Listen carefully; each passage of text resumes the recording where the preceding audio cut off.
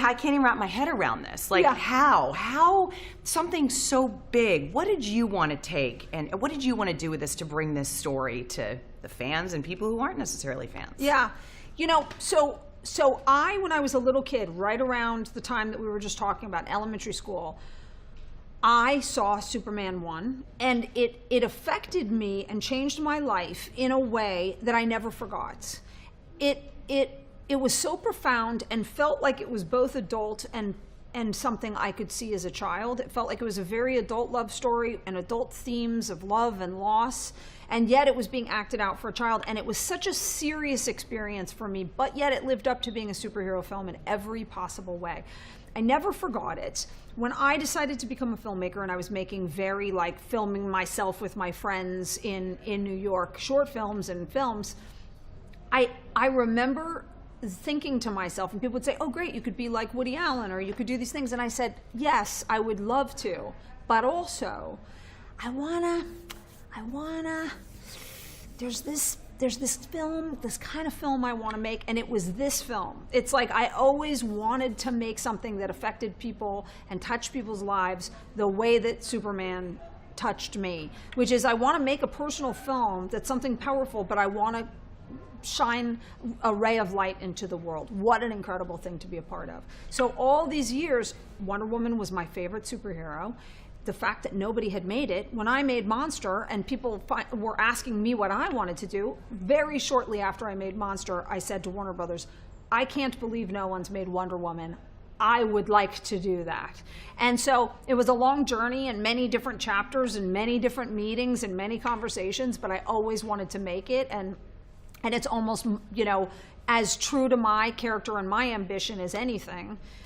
Even if I took, you know, did a darker film first, this was always something I wanted to do. And so, to my shock, that all actually culminated in me getting to make something that I really believe in, which has been magical and wonderful. Oh my gosh, well, there's so much to this movie. I mean, there's something for everybody, and this is an international icon, and here you are bringing this to us. What were some of the most challenging scenes? I mean, the fight scenes and all these huge special effects. What was that like?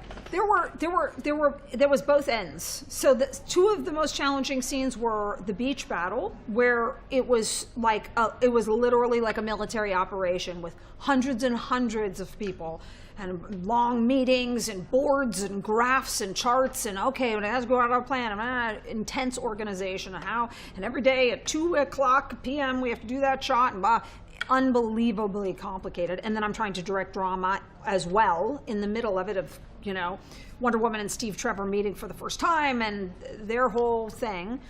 So there was that. There was No Man's Land, which is freezing cold, muddy, impossible to control the terrain, and I need to send Wonder Woman out into it in a Wonder Woman costume and boots, running through it. It was epically unbelievable, and nobody could believe we were doing it. Everybody was like, why? Just shoot it on the stage. I was like, no, it has to be in the real thing. It's going to change it, and it did. But then also some of the complicated dramatic moments and romantic moments between Gal and Chris were also not a small deal to us. So they were just as difficult and just as intense and exhaustive because we really, really cared about them being great. And so it wasn't great, we got that in the can, that stuff's been said. We were saying, how do we make the greatest version of this scene in the world? So it was all day, multiple days sometimes, intensely trying to make that drama or comedy or romance hit just as we want. And so that's a whole other, I think probably some of the worst day on set was a scene like that, when you can't quite get it, and yet when you get it, oh, so proud of those guys' performances. They're the best.